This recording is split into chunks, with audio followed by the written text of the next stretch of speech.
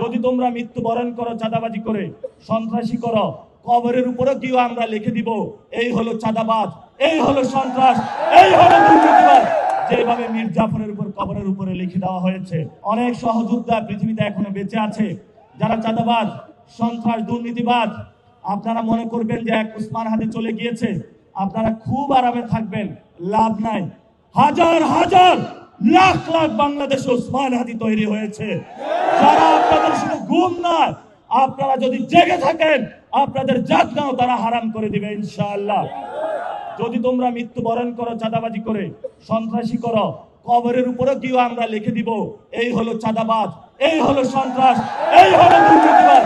যেভাবে মীর জাফরের উপর কবরের উপরে লিখে দেওয়া হয়েছে।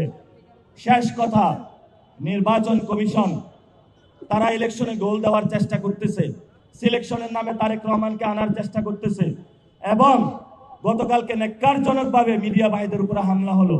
আগে দেখতাম মিডিয়া ভাইরা প্রেস ক্লাবের সামনে দাঁড়িয়ে যেত, এখন কেউ দাঁড়ায় না, কারণ জানের ভয়, রিজিকের ভয়। আজকে দাঁড়াইছে, কিন্তু পুরো বাংলাদেশে যারা সাংবাদিক ভাইরা আছেন, একদিকে তো আপনাদের বেতন দেয় না, এখন আরেকদিকে হলো রাস্তা নিয়ে আপনাদেরকে পিটাচ্ছে। তো বাংলাদেশে আপনাদের আসলে কোনো নিরাপদ জায়গা নাই। আপনারা দাঁড়াবেন, উসমান হাদি ভাইয়ের লড়াইটা চালিয়ে যাবেন।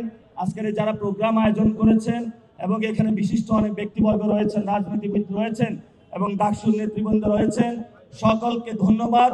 গতকালকেও ওনারা ডাকসু থেকে প্রোগ্রাম আয়োজন করেছেন, ওনাদের যে আজাদের সংগ্রাম এটা চালিয়ে যাচ্ছেন।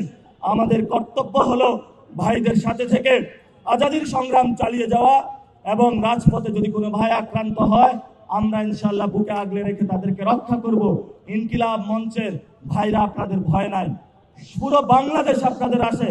আপনারা রিয়েল তো রয়্যাল বেঙ্গল টাইগার, ওই আর যারা গতকালকে আপনাদের মারতে আসে ওগুলো হলো কাগুজে বাঘ। কাগুজে বাঘদেরকে আমরা ভয় পাই না।